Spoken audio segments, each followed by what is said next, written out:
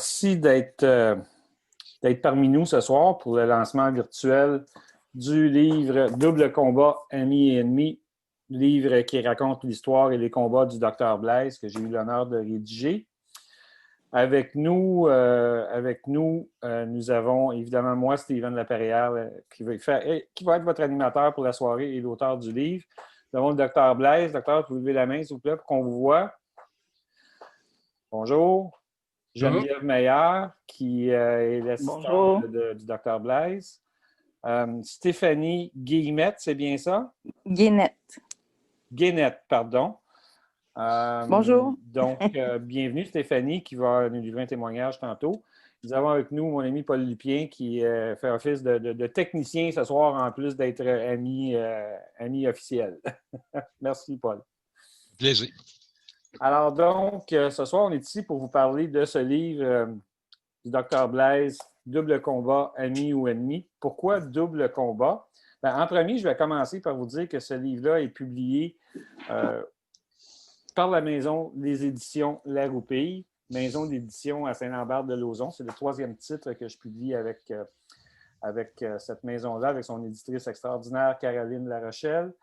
Alors, pour moi, c'est toujours un plaisir renouvelé de travailler avec les éditions La Roupille. Et encore une fois, cette troisième expérience était très plaisante. Donc, double combat, amis ou ennemis, pourquoi? Parce que le Dr Blaise, si je résume en gros, se bat pour soigner ses patients d'une façon qui est un peu différente. Il sort un peu des sentiers battus pour le faire. Et ça lui a causé des ennuis qu'il va vous expliquer un petit peu plus tard dans la diffusion.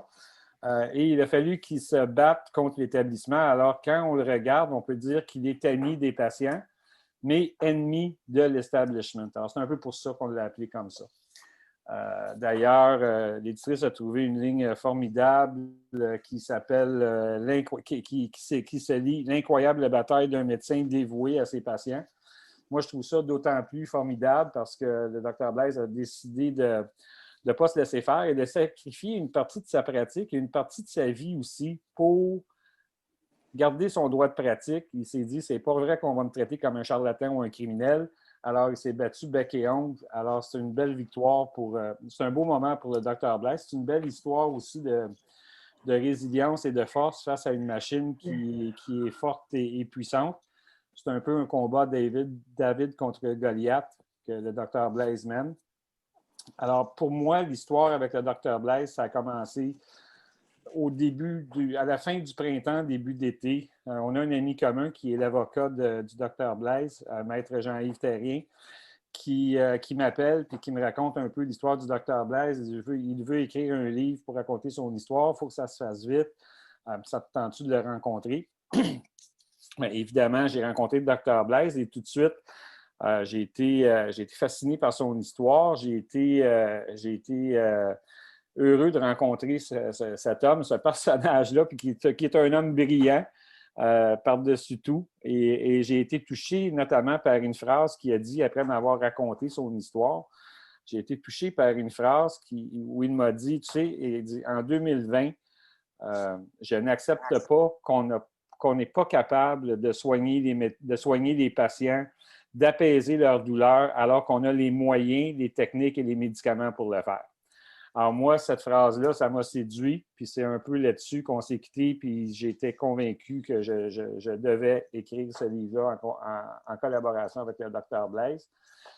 Donc, on vous emmène dans ce livre, on vous emmène un peu à ses débuts. On va découvrir dès le début que le Dr Blaise a développé très jeune une passion pour la médecine, pour les patients, un peu ses études, comment ça s'est passé, puis ensuite, les débuts de sa pratique en Europe, ses changements de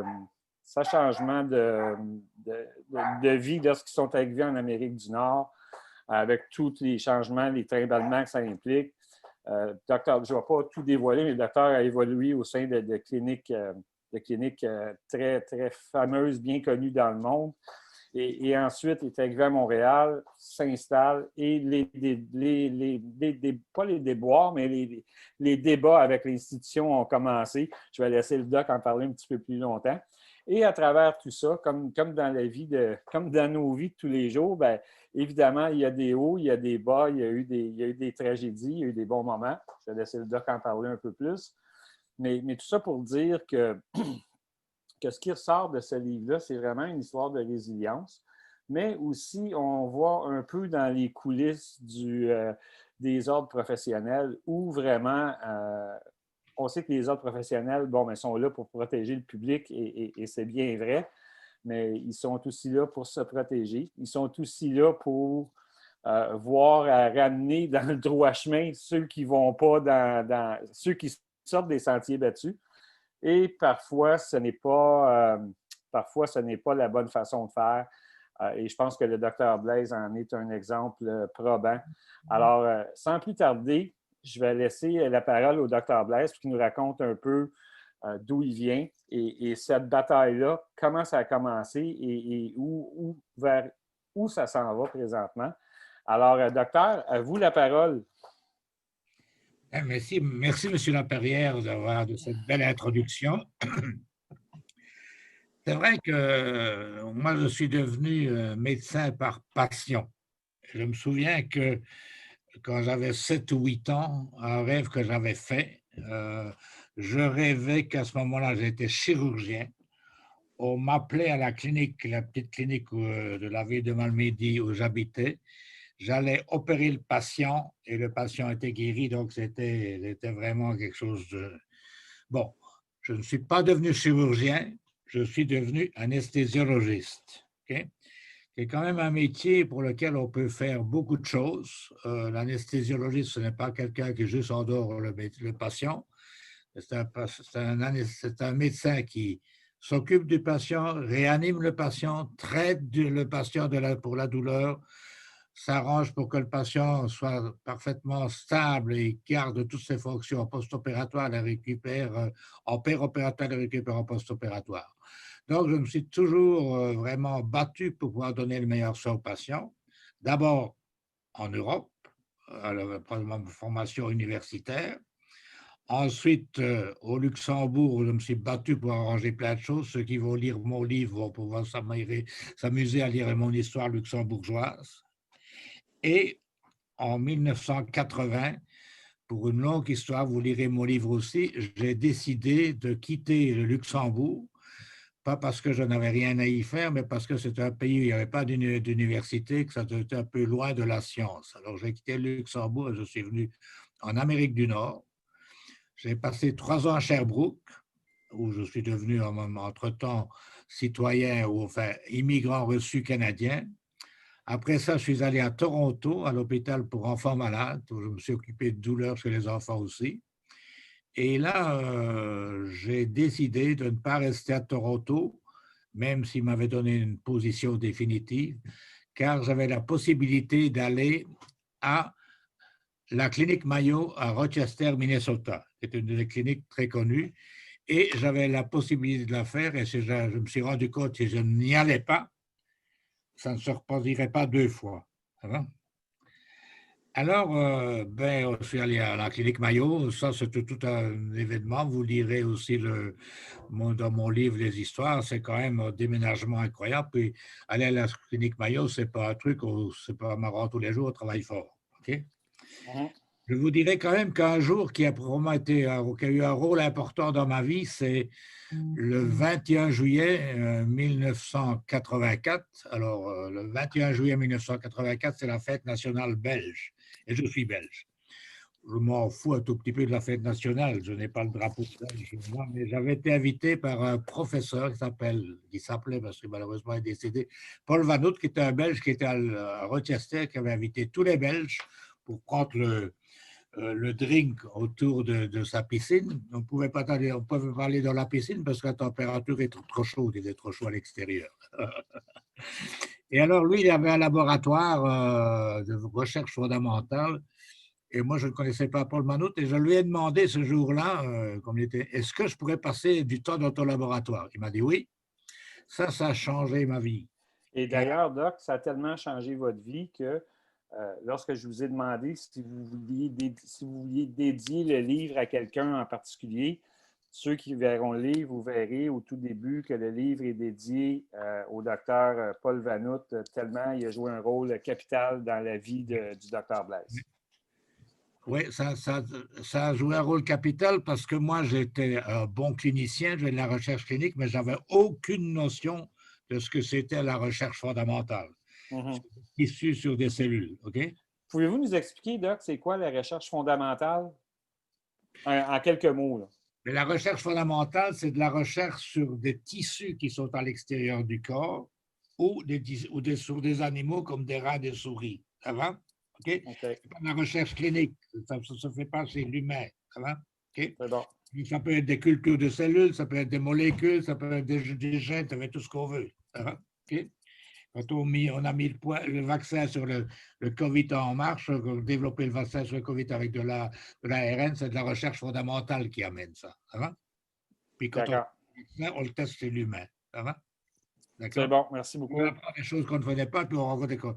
En fait, j'ai été au bon endroit au bon moment. Donc, ça m'a permis de devenir très, très impliqué dans la recherche sur le monoxyde d'azote, qui est un gaz qu'on a fait de la recherche à la fois fondamentale et clinique avec ça. Donc, ça m'a donné un nouvel arc, ou une nouvelle corde à mon arc, si vous voulez. Là. Alors, j'ai quitté, je suis revenu après mon séjour de 2 ans à Rochester, Minnesota, à la clinique Mayo. Je suis revenu à Montréal où j'ai commencé à travailler à l'hôpital Notre-Dame, qui à ce moment-là n'était pas partie du CHUM encore.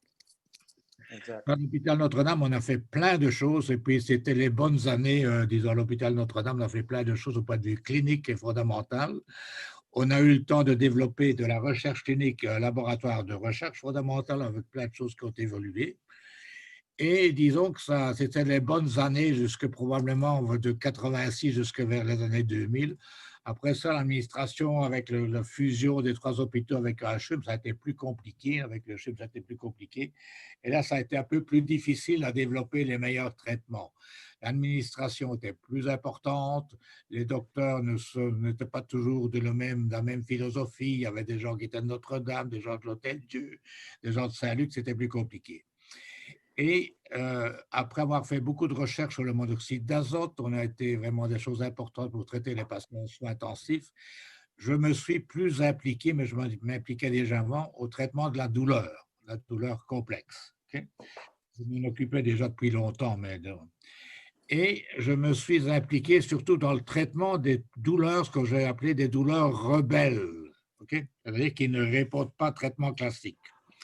Alors, quand on vous appelle pour des patients qui ont des douleurs rebelles, parce qu'ils ont déjà été traités par plusieurs autres sans bons résultats, ben c'est là que vous devez être innovateur, parce que vous n'êtes pas là pour prescrire les mêmes médicaments que les autres ont déjà prescrits. Sinon, moi, ce n'est pas parce que j'écris mieux que les autres, je n'écris pas mieux que les autres, de toute manière, ce n'est pas ça. Donc, on était chargé de trouver des choses, ok? Et on a fait différentes approches. On avait différentes approches à faire. Et lorsqu'on était en dernier recours, on a utilisé des mélanges analgésiques qu'on a pu injecter dans le liquide autour de la moelle épinière en intratécal. Bien sûr, ça n'est pas... Quand vous parlez de médicaments, on comprend bien que ce sont tous des médicaments qui sont homologués, autorisés et tout ça. C'est dans le mélange que se fait la différence. C'est tous des médicaments qui sont reconnus, vendus au Canada, qui ont probablement déjà perdu leur brevet. Et ce qu'on faisait, nous, c'est qu'on adaptait un mélange. Ça marche parce que dans les douleurs rebelles, il n'y a pas une seule substance qui fait la job. C'est toujours... Et avec la lecture qu'on a faite, avec les essais qu'on a fait, on a trouvé un mélange qui est vraiment extrêmement efficace. OK? Extrêmement efficace, et puis c'est ce qu'on a développé. Naturellement, quand on fait des innovations comme ça dérange toujours certaines personnes, n'est-ce pas? Ça dérange le personnel qui doit travailler un peu plus pour perfuser le médicament. Ça dérange le pharmacien qui ne fait pas ça dans son job. Ça dérange un administrateur. OK. Tas de raisons pour ne pas. Bon. Je me suis rendu compte que manifestement, j'ai quand même tenu le coup. Comme vous voyez, je suis toujours là et ça n'a pas été facile. On a essayé. Et c'est quand même passé quelque chose qui est important que je vous dirai quand même. en 2014, on a pu traiter des patients qui n'allaient pas bien par ce mélange. Et c'est un patient qui avait un cancer qui n'était pas. Et avec le mélange, il était parfaitement stable. Et malheureusement, il était en soins palliatifs. Et ce patient, quand ils sont en soins palliatifs, après un mois, ils n'ont plus de statut à l'hôpital. Okay? Donc, il fallait le renvoyer à la maison. Et on l'a renvoyé à la maison, mais il a fallu 3 mois à l'administration pour trouver le moyen de trouver l'administration renvoyé à la maison. Moi, j'ai fait mon mauvais personnage, je l'ai dit clairement. Puis ce qui m'a fait enrager, c'est qu'un jour, on a discuté avec l'administration, on n'a pas discuté de le problème administratif, on a discuté que je ne faisais pas le même traitement que les autres collègues. Je lui ai dit, madame, je dis à la DSP, madame, ce n'est pas vous qui allez dire ce que je vais faire. Mais ce jour-là, je me suis rendu compte que les docteurs tout seuls ne gagneront jamais. C'est pour ça qu'il faut probablement s'associer les médecins et les patients pour avoir la meilleure soins. D'où on a créé le réseau médecins-patients pour la santé. Hein? Avant de tomber là-dedans, là, juste pour bien comprendre, donc moi, avec l'expérience d'écriture de votre livre et ce que vous m'avez raconté, moi, si je comprends bien, là, les patients qui sont... Les patients vous sont retraités, vous sont référés, pardon, en dernier recours parce que tous les traitements connus, autorisés par Santé Canada, par le Collège des médecins et tout ça, sont tous été essayés et ça n'a pas fonctionné. Ouais. Donc, on vous les réfère à vous. Donc, c'est certainement pas avec l'espoir que vous fassiez exactement la même chose qui a été faite que ça ne fonctionne pas. Non, non, probablement non. Enfin, j'espère que ce n'est pas ça qu'ils voulaient. En tout donc, cas, c'est là que vous entrez en jeu avec... Je sais que vous m'aviez dit que vous faites beaucoup de revues, de revues de presse, de littérature scientifique un peu partout dans le monde pour aller chercher un problème, une solution à un problème quelconque. Oui. Alors, on a été étonné que ce mélange-là a vraiment des résultats remarquables et donc on a pu aller évoluer plus loin. Et nous avons pu soumettre à Santé Canada des projets qui sont approuvés maintenant pour aller dans une phase 2, phase 3 pour l'essai clinique. Donc, et si tout va bien, je crois que ça va probablement bien aller. Ce n'est pas écrit dans mon livre parce que nous allons probablement pouvoir aller en essai clinique dans 2-3 mois, disons au mois d'avril, avec des essais cliniques au Canada, aux États-Unis et en Europe, pour pouvoir commercialiser officiellement ce mélange. Donc, c'est comme ça. Et donc, c'est ça que nous allons faire. Je peux vous dire que le collège m'a dit que je ne pouvais pas faire ça. Je leur ai demandé qu'est-ce qu'il faut faire, monsieur le syndic, lorsque les médicaments ne fonctionnent pas. Ils m'ont dit, vous ne pouvez rien faire. Et en même de ça, il m'a dit, vous n'avez l'autorisation de ne rien faire, à moins que d'aller à l'aide médicale à mourir. Je peux vous dire que bon, c'est suffisant. Là, c'est tout un choix. Hein? C'est tout un choix. Moi, disons, je me suis rallié au serment d'Hippocrate et pas nécessairement au serment du collège. Okay? Je comprends. Okay. Ceci étant, donc, nous sommes battus et nous continuons à nous battre et je crois que nous allons peut-être réussir, ce qui n'est pas facile, à faire développer au Québec une nouvelle approche thérapeutique pour la douleur, un réseau médecins-patients pour la santé avec l'application des patients et probablement donner à certains médecins le courage disons, de ne pas toujours dire amen à tout ce que j'ose. C'est plus facile de dire amen. On n'a pas de temps, on fait plein d'argent, mais ce n'est pas ça notre rôle, parce que si ce n'est pas nous qui dirigeons, on ne sait pas qui va le faire. Alors donc, pourquoi est-ce que j'ai écrit un livre? Parce que je crois, mais il y a une histoire ou un film qui m'a particulièrement poussé à faire ça, et vous pouvez voir ce film. Le film s'appelle La fille de Brest. Je vous en ai déjà parlé. C'est un film qui est sorti vers les années 2016, probablement. C'est quoi l'histoire de la fille de Brest? Bon, c'est une médecin pneumologue qui s'appelle Madame Tréchon de la ville de Brest, qui a remarqué qu'un médicament mis sur le marché par la compagnie Servier, qui est une compagnie française, un médicament utilisé pour le traitement de l'obésité et le diabète, entraînait des problèmes pulmonaires et des problèmes cardiaques et une mortalité de patients augmentée. Elle a sonné l'alarme Naturellement, la compagnie Servier, à peu près encore plus puissante que le collège, on dit que ce n'était pas vrai, enfin, ça avait toute une affaire, OK? Ils ont essayé de détruire la fille, c'est une affaire, la fille, elle est passée par des hauts et des bas que j'ai passé aussi, puis à un moment donné, elle a failli de la terrasser et tout, et finalement, suite au conseil de son mari, elle l'a continué, elle a écrit un livre, comme moi, elle a fait un film qui s'appelle La fille de Brest. C'est un film que je me voyais très bien. Et elle a réussi à faire retirer le médicament, OK? Avoir un remboursement, enfin, une compensation financière pour les patients. Mhm. Même si vous suivez un peu l'activité française, l'activité juridique française, les dirigeants de Servier sont en cours en procès au criminel maintenant à Paris. Wow. Et on a même fait une aile spéciale au palais de justice à Paris. OK? Wow. Un peu comme la compagnie Purdue aux États-Unis, Mhm. l'opiacé. Donc, je trouvais cette fille-là a vraiment mené à une chose, et puis pourtant c'était dur. Et à l'ouverture du procès, elle a parlé pendant 7 heures sur l'histoire du médicament d'augmentation. Wow. Ça ne m'intéresse pas d'écrire, de faire ça, ça m'intéresse surtout de traiter les patients, mais parfois il Mhm. faut faire quelque chose pour traiter les patients. Ben, il faut dénoncer, il faut se battre aussi, ce que vous avez fait. On va continuer à se battre, mais bon, on n'est pas encore sorti du tunnel, on ne sort jamais du tunnel. C'est comme la Mhm. démocratie. On l'a une fois, mais il faut la maintenir tout le temps, hein. Mhm. Et Dites-moi, Doc, tantôt, du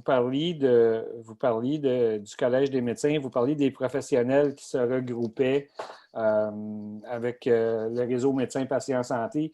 J'ai deux questions pour vous. La première, le réseau médecins-patients santé, c'est quoi? Puis ensuite, vous allez me parler de l'Union des professionnels du Québec, OK. s'il vous plaît. Alors, euh, quand je me suis rendu compte que tout seul, on ne s'en tirerait pas, et que tous les deux, si on ajoute les deux personnes, enfin les deux groupes, les médecins, les patients, parce qu'ils ont le même objectif. Les docteurs veulent donner les meilleurs soins, les patients veulent avoir les meilleurs soins. OK? Ça va de soi. Ouais, ce qui n'ont pas toujours. Donc, si on ne fait pas ça, si on est tout seul, on est perdu. Les patients sont perdus, on est perdu. À moins que des gens comme ça, des gens comme moi un peu innovateurs, qui peuvent sacrifier plein de choses pour arriver à leur objectif. Okay? Et alors, on croit que cet organisme-là veut offrir deux grands services aux patients et au personnel. Et au personnel. Le premier service, ce serait un support médical. Et quand je dis un support médical, ce n'est pas une clinique qui est ouverte 365 jours, 24 heures par jour. Là. En fait, quand je dis un support médical, c'est que si vous nous demandez au réseau pour telle pathologie en 2020, quel est le meilleur traitement, okay, on va vous rechercher le meilleur traitement. Quand je dis le meilleur traitement, c'est le traitement qui est basé probablement sur la médecine classique, la médecine intervention, la médecine alternative et le changement de style de vie. Donc, c'est une médecine intégrative. Et on va vous le trouver, on va le chercher, on va relire la littérature, on va collaborer avec nos experts pour vous le donner, pour vous le présenter. Je crois qu'il n'y a personne qui fait ça actuellement dans le service. Il n'y a personne qui fait ça, je n'ai jamais vu. L'autre système, c'est d'avoir un service juridique qui va probablement aider les patients et les médecins qui ont des problèmes, on ne parle pas des gens qui ont fait du criminel, ils ont des problèmes vraiment avec l'administration, trucs comme ça. Et on voudrait que des avocats qui travaillent avec le réseau soient des gens qui épousent un peu la philosophie du réseau, qui sachent de quoi on parle, qui soient des experts là-dedans et qui profitent de ce support médical pour savoir quel est le meilleur traitement. Donc, et puis après ça, on peut faire de l'enseignement. Mais c'est les deux choses particulières. Si on parvient à faire ça, on aura vraiment atteint plein de choses parce qu'on saura quel est le meilleur traitement, on saura qu'est-ce qu'on peut faire et ça sera bon pour les docteurs qui la pratiquent, c'est bon pour les patients aussi. C'est ce qu'on veut faire. Donc, en fait, c'est vraiment de créer une équipe au lieu comment je dirais ça? C'est vraiment créer une équipe entre le médecin et son patient et pour lequel le médecin met à profit toute une équipe de professionnels de différentes spécialités, au service du patient pour régler son problème particulier. Parce qu'on le rappelle, quand les patients arrivent chez vous, c'est qu'ils sont passés ailleurs dans le système avant et que le système n'a pas trouvé de solution. Et donc, ça peut être le patient lui-même qui nous demande ou quelqu'un qui serait intéressé, comme ça peut être un docteur qui nous demande ou un citoyen OK. qui n'est pas nécessairement malade, mais qui veut savoir exactement ce qui se passe. C'est OK. intéressant. Parlez-moi, Doc, de l'Union des professionnels du Québec, parce que tantôt, vous parliez, là, on a parlé du réseau médecins-patients santé qui vraiment concerne la médecine. Oui. Maintenant, parlez-moi de cette union-là qui se fait avec différents professionnels. Puis là, on parle de médecins, comptables, Alors, avocats. Expliquez-nous ça un petit peu, Doc, s'il vous plaît. le problème qu'on a en médecine n'existe pas uniquement en médecine humaine. Les vétérinaires ont la même chose, les pharmaciens ont la même chose, les psychologues ont la même chose, ok? Mais non seulement les gens qui donnent des soins ont tous la même chose, mais les ingénieurs ont la même chose, les notaires ont la même chose, comme ça. Donc, on croit qu'au Québec, les syndics ont beaucoup trop de pouvoir, ok, les syndics et on voudrait se rassembler pour essayer d'avoir une force plus importante. Une On contrebalance. ne veut pas prendre, on ne veut pas devenir le Premier ministre, nous autres. Hein, c'est pas ça qu'on veut. On veut faire du travail. C'est pas toujours facile de rassembler les gens parce qu'il y a toujours des intérêts différents. Et probablement qu'on va y aller. Ce que nous, on croit que en s'occupant un peu plus de rassembler plus ceux qui donnent des soins aux patients, que ce soit le vétérinaire, et avec ce support médical qu'on pourrait avoir, on a un aspect particulier que peut-être les ingénieurs n'ont pas, un truc comme ça. Okay? Ça ne veut pas dire qu'on ne les prend pas dans leur... Et ça serait quand même quelque chose d'intéressant. À mon avis, les patients sont impliqués, ils vont savoir plus. Vraiment, on parle maintenant de patients partenaires en recherche, mais c'est plus que de la recherche. Ici, c'est de la recherche immédiate, trouver le traitement qui est meilleur pour eux. Là. Voilà ce qu'on va faire. Alors, si on parvient à faire ça, si on parvient à créer une ou deux biotechnologies que je vous ai expliquées avec nos nouveaux médicaments, je dis pourquoi deux biotechnologies? Parce qu'on a remarqué que mon mélange analgésique est aussi extrêmement efficace chez les chiens, chez les chats. Et nous n'appelons pas ça exactement GBM5 chez le chien. On a mis GBMV. V, c'est pour le vétérinaire. OK? Et on peut vous dire qu'on pourrait peut-être développer les deux branches tout en n'étant pas exactement la même approche, mais la branche vétérinaire et la branche humaine à peu près en même temps. Donc, voilà. Wow! Bravo! Bravo! Ben, bravo, Doc, pour tout ça. Merci beaucoup. Avant de passer à un témoignage, je voudrais juste rappeler aux gens que le livre Double combat, ami ou ennemi, est disponible sur le site web de la maison d'édition laroupeil.com. Il est disponible chez Renaud-Bré, disponible chez Archambault et dans vos librairies indépendantes. S'ils ne l'ont pas sur les tablettes, ils l'ont en inventaire, sont capables de l'avoir rapidement. Et vous pouvez aussi le demander à vos bibliothèques municipales et s'ils ne l'ont pas, ils vont vous le commander. Alors voilà. J'aimerais maintenant laisser la parole à Mme Stéphanie Guénette qui a un témoignage à livrer. Stéphanie, si je ne me trompe pas, vous êtes une patiente du Dr Blaise. Alors, je vous laisse la parole à savoir le Dr Blaise, qu'est-ce qu'il représente pour vous, qu'est-ce qu'il a fait pour vous?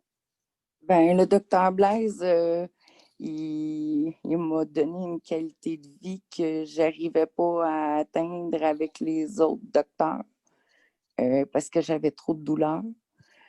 Puis, ça m'a beaucoup, beaucoup aidé à fonctionner mieux. OK. Fait que, puis ça, ben, depuis qu'il n'est plus là, parce qu'il était en suspension, mettons qu'il y a beaucoup, beaucoup d'impact dans pas mal de domaines de ma vie. Okay. Autant avec mes enfants, avec mon mari, avec ma famille, dans toutes les sphères, même mes chiens. Puis c'est comme son retour va être grandement bienvenu. Oui. Et dites-moi, avant de tomber sur le Dr Blaise, ça a pris combien de temps pour vous à trouver le Dr Blaise et comment l'avez-vous trouvé? J'ai vu des physiatres, ben, mon médecin de famille, premièrement, il a passé des examens. On a essayé beaucoup de sortes de médicaments, des médicaments, comme ils disent, là, traditionnels. Ça ne fonctionnait pas bien. Là, j'étais allée voir des physiatres qui ont essayé des injections. C'est le docteur, si je ne me trompe pas, le docteur Imbeau, qui m'a envoyé voir la clinique multidisciplinaire du docteur Blaise. OK. Puis à ce moment-là, ben, le docteur Blaise a continué d'essayer des thérapeutiques plutôt traditionnelles, mais comme ça ne fonctionnait pas, ben, il est allé du côté plus innovateur. Puis c'est ce qui a fait que ça a donné un côté plus... Puis à force, mettons, de jouer dans ces eaux-là, ben, on a trouvé vraiment quelque chose que mon système il acceptait, puis que mon état devenait de mieux en mieux, puis je retrouvais une qualité de vie. Tu sais, je peux pas dire, là, j'aurais pas été courir le marathon, là, mais j'arrivais à être assis à table, j'arrivais à être avec les autres, j'arrivais à marcher, tu sais, un bout de temps.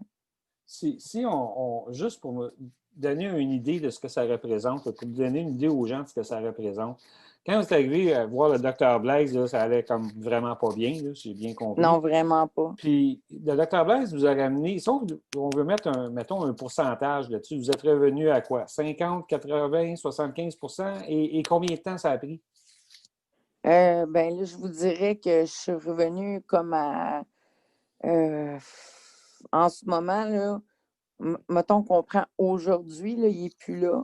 Là, je suis à, mettons, 0% parce que j'ai vraiment pas de qualité de vie. Okay. Puis peut-être que quand il va revenir, ça va peut-être y prendre comme 3-4 mois, me redonner peut-être 25%, puis au fil du temps, peut-être qu'il va arriver à me donner un 40%. Okay. Mais juste ça serait tellement énorme. merveilleux. C'est tellement énorme. Juste enlever le petit bout de douleur, là, c'est tellement une grosse qualité de vie pour moi et ma famille. Oui. Que c'est... Puis juste dire une chose que moi, j'ai compris en lisant le livre du docteur Blaise, puis je ne sais pas si c'est la bonne chose que j'ai compris, mais comme le docteur Blaise n'est pas autorisé à soigner ses patients avec les bons traitements qu'il devrait pouvoir leur donner, il va être surveillé. Donc, même en revenant, il ne pourra pas nous donner nos traitements. Donc, je ne retrouverai pas la qualité de vie que je pourrais avoir parce qu'il ne pourra pas nous donner nos traitements. Fait que je ne veux pas rêver en couleur non plus, mais dans le fond, la seule chose qui est autorisée à faire, c'est nous donner l'aide médicale à mourir. Fait que dans le fond, le Collège des médecins, ce qu'il veut, c'est qu'il mette fin de lui-même à nos jours. Si j'ai bien tout compris, là.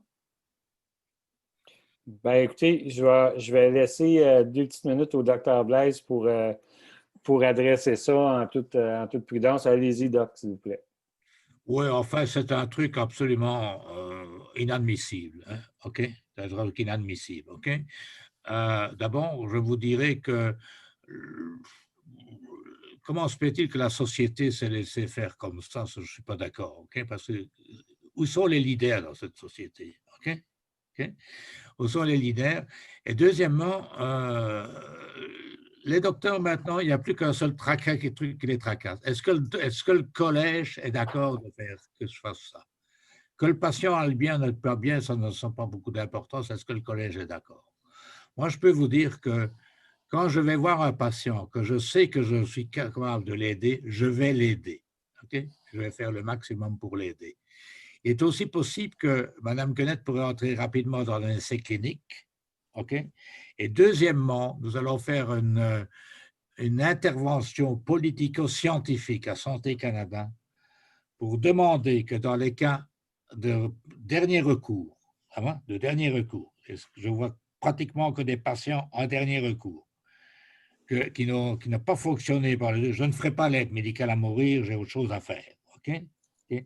Mais j'essaierai d'avoir l'autorisation de Santé Canada d'utiliser mon mélange. Ça va? Parce que moi, j'ai pour mon dire que j'en ai plein des beaux moments que je peux vivre encore avec ma famille, mes enfants, mes amis. Puis je veux pas que le Collège des médecins ait décidé que j'ai assez coûté cher au système puis que c'est l'heure de mourir. Ben, écoutez, je pense que vos inquiétudes sont bien entendues par le docteur Blaise, puis c'est très touchant. Mais je pense que la lutte qu'a menée le docteur Blaise et qu'il continue de mener, c'est justement pour éviter des situations comme ça. Et je pense que le doc, en ayant récupéré, en tout cas en partie, son droit de pratique, je ne pense pas que le doc va se laisser intimider par le Collège des médecins là-dessus. Parce que je suis en train de me dire, tu sais, on va se battre pour ça, parce que sinon, c'est mon dernier Noël, c'est mon dernier premier jour de l'année. Puis je vais l'avoir vécu en tant que COVID, à ne pas pouvoir être avec ma famille, à ne pas pouvoir être avec mes 3 enfants ensemble. Tu sais, c'est vraiment comme bouleversant, là. Mes enfants, je les aime. Je veux les voir, les 3. Là, je vais prendre une petite phrase revendicatrice que mon ami Paul nous lance souvent Allez-y. et qui a écrit en commentaire. Et une des choses que je fais aussi, je suis directeur général d'un organisme qui s'appelle le RAPLIC, le Regroupement des activistes pour l'inclusion au Québec. Et on est très revendicateur des droits des personnes handicapées. On fait la promotion de leurs droits aussi. Puis je ne dis pas ça pour faire une petite plug pour le RAPLIC, mais c'est pour apporter à votre propos. Paul amène une question qu'on lance souvent dans nos discussions en équipe puis à nos politiciens aussi. La question est pourquoi est-ce qu'on parle d'aide médicale à mourir? Est-ce qu'on ne devrait pas aussi parler d'aide médicale à vivre? Oui. Alors ça, c'est une question qu'on se pose souvent et je suis sûr que le doc, c'est quelque chose qui lui passe par la tête aussi assez souvent. Oui, et je voudrais aussi vous dire une chose, c'est que les traitements que je donne ne sont pas plus chers que les autres. Okay? Oui, j'en suis consciente, mais peut-être que ça leur rapporte moins à eux. Je ne sais pas. Mais c'est-à-dire que un seul traitement est plus cher, mais les patients vont bien. Alors, oui. Alors et probablement, ça permettrait de maintenir plusieurs personnes en autonomie. Non seulement des personnes comme Mme Guenette, mais probablement des personnes plus âgées qui n'auraient pas besoin d'aller dans un CHSLD et qui resteraient plus longtemps à la maison. Donc, c'est un problème majeur pour la société. Hein? Absolument. Mme Guenette, avez-vous quelque chose à rajouter pour conclure votre témoignage? Je pense que j'ai pas mal tout dit. Mme Guenette, c'est vraiment merci beaucoup. Merci d'avoir pris le temps d'être avec nous. Je sais que ce n'est pas nécessairement facile. Juste d'en parler comme vous l'avez fait, c'est pas facile. Alors, moi, j'ai plein d'admiration, plein de reconnaissance.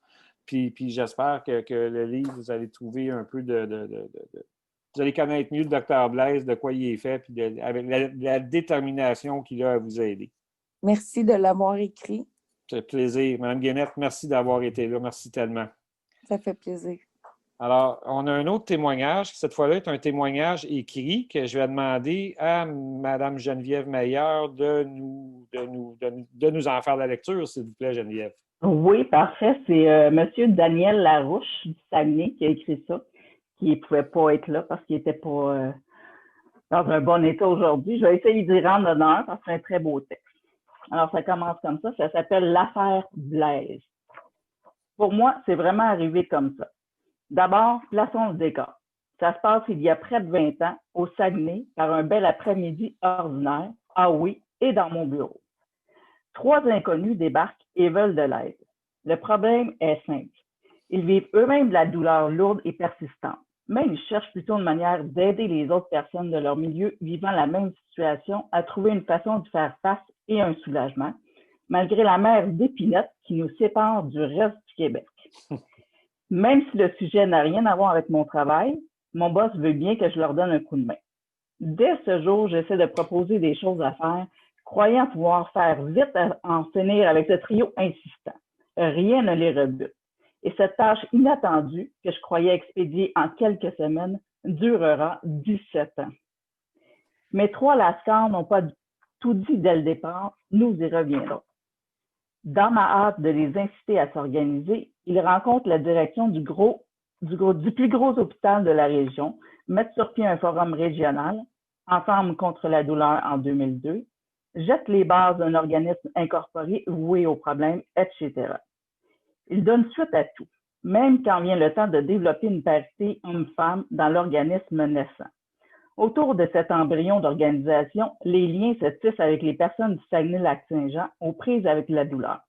Parrainage de personnes, café-rencontres, participation à des événements suprarégionaux.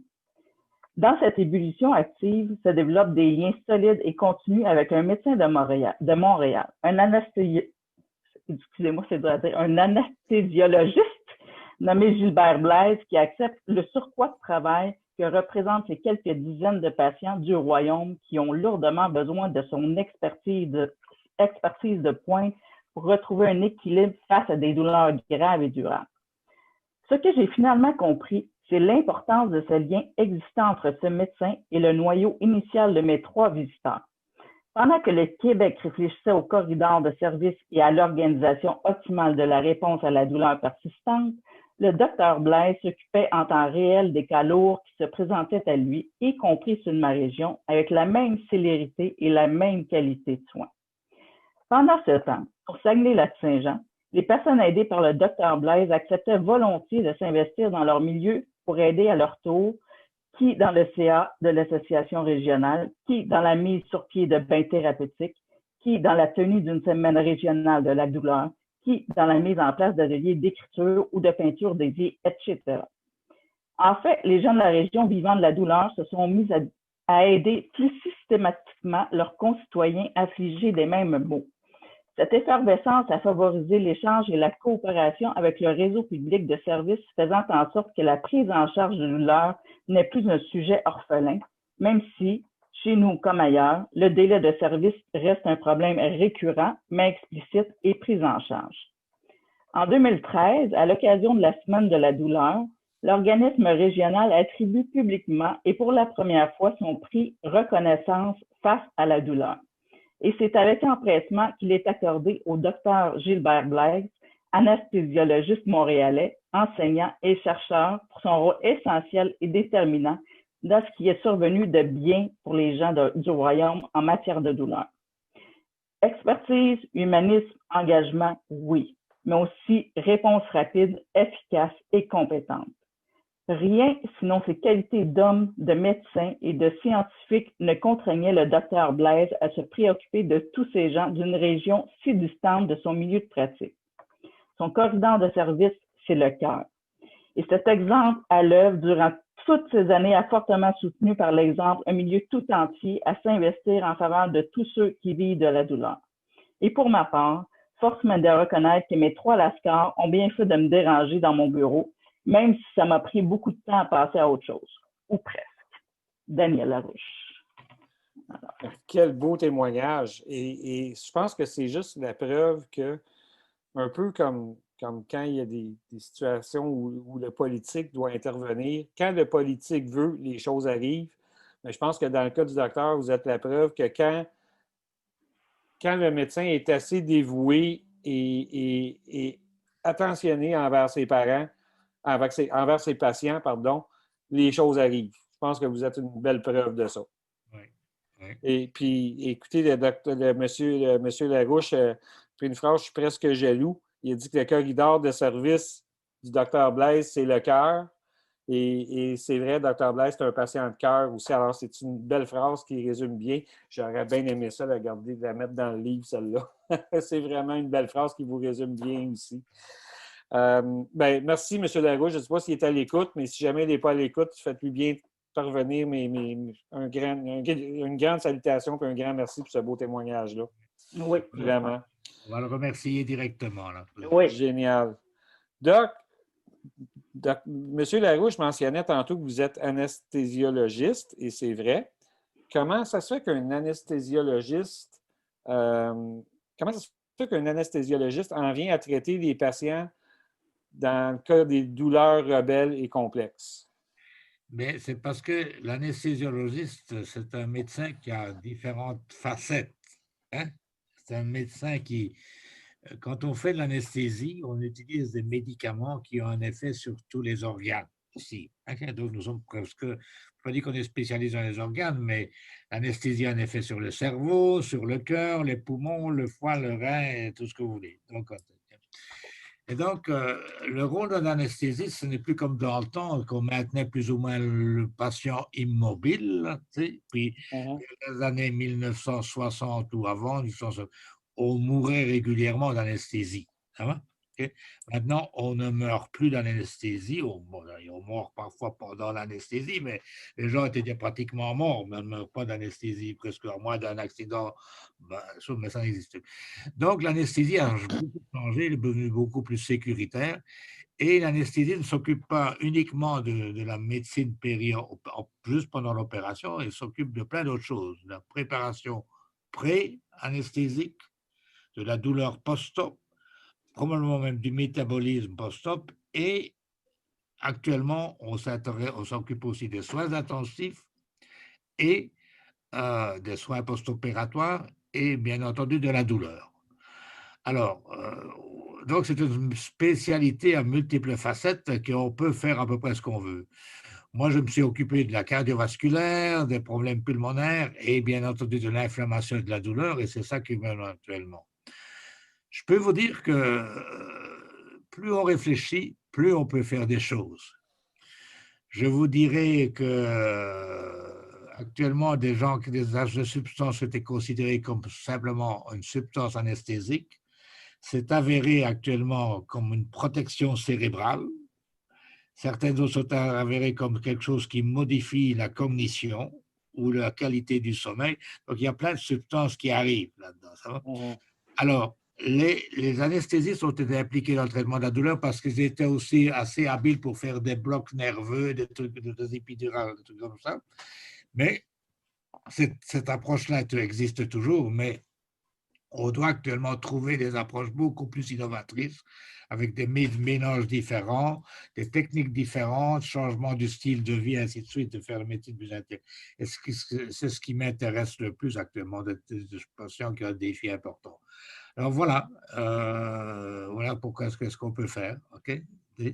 Ben, écoutez, Doc, c'est fantastique. Puis je reçois un message ici de quelqu'un moi et Paul, on connaît bien, de notre amie Linda Gauthier. Et elle me dit que vos propos lui redonnent espoir. OK. Alors, je ne raconterai pas l'histoire de Mme Gauthier, mais vous lui redonnez espoir. C'est une personne qui a une maladie évolutive et tout ça. Donc vos propos lui redonnent espoir. Mais je peux vous dire qu'on ne peut que les médecins ne vont pas gagner seuls, ils vont gagner avec les patients. Et moi, je raconte souvent je vais raconter plusieurs fois, que quand les patients viennent dans mon bureau, et puis parfois quand c'est des histoires parfois je prends longtemps pour les écouter parce que leur histoire, c'est une histoire complexe et parfois extrêmement triste parce qu'ils sont... Et en général, je dirais même qu'ils vont pleurer 2 fois quand ils viennent dans mon bureau. Ils vont pleurer quand ils racontent leur histoire, qui est triste parfois. Et puis après ça, quand je leur ai dit que je suis d'accord de m'occuper d'eux, mais je ne leur dis jamais que je vais les guérir. Je leur dis qu'on va travailler ensemble et qu'on va faire le maximum pour trouver des choses. Ouais. Moi, c'est ce que j'ai aimé de votre approche aussi, c'est que dans tous les cas que j'ai pu regarder, consulter, vous n'avez jamais fait de promesse. Vous avez toujours dit que vous allez faire le maximum possible pour apaiser les douleurs. Oui. C'est vrai. Souvent, les Américains, ils disent comme un grand prof américain, we will fix it. Hein? We will fix it. Ah, oui, c'est ça. Donald Écoutez, Trump, Doc. il a tout fixé aussi, oui, Donald Trump, fix it. Hein? Okay, ben oui, c'est ça. Doc, votre statut présentement, aujourd'hui, Doc, est-ce que vous avez le droit de pratiquer la médecine? C'est-à-dire que le collège m'a dit que je pouvais faire le thérapeutique pour le traitement de la douleur, mais je ne peux pas faire la médecine générale. Ceci étant, c'est quand même un truc qui est c'est comme les histoires avec le COVID, on ne sait pas très bien qu'est-ce qu'on peut faire, ce qu'on ne peut pas faire. Là, ça va. On va voir, mon cher monsieur. Je peux vous dire une chose, que je vais faire la médecine la meilleure pour les patients. Ça va? Ça, j'en ai aucun doute. Ça va? Et Puis, et on verra bien, mais il est temps qu'on se réveille, la médecin et les patients. Ça va? C'est clair. je pense que les médecins et les patients, c'est une bonne équipe, en effet. Il est temps qu'ils se réveillent. Et en plus de ça, si jamais je peux mettre le médicament sur le marché, là, Mhm. alors qu'on m'a dit que c'était pas bon, Mhm. et même mes chefs de service m'ont dit que c'était pas bon, c'était bien Mhm. meilleur de prescrire du Dilaudid, là, on verra bien. Mais Mhm. peut-être que l'avenir nous le dira, n'est-ce pas? Ouais, absolument, absolument. Écoutez, pour ceux qui auront acheté le livre, ceux qui écoutent en direct présentement et ceux qui écouteront les rediffusions plus tard, c'est important de savoir qu'à partir du mois de janvier, une fois par mois, on va faire une mise à jour de l'état de la lutte du Dr Blaise contre le Collège des médecins. Ça va arriver dans la 3e semaine de chaque mois. On va faire ça pendant 1 an. Vous allez sur le site Réseau médecins patients pour la santé. C'est bien ça, Geneviève, je ne me trompe pas? C'est réseaump.com. Réseaump.com. C'est ça. Et vous vous inscrivez à l'infolette. Vous n'avez qu'à rentrer votre adresse courriel.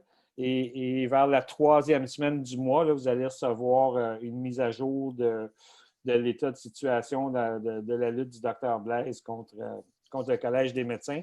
Parce que autant lorsqu'on est arrivé à la fin du livre, il fallait le laisser aller à l'impression. Puis on était un peu déçus de laisser le lecteur sur une histoire qui est incomplète parce que l'histoire évolue encore.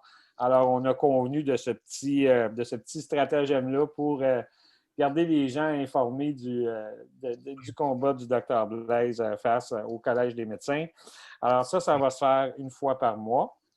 Je vais rappeler à tout le monde que le livre est disponible aux éditions Laroupi, laroupi.com, donc laroupi.com.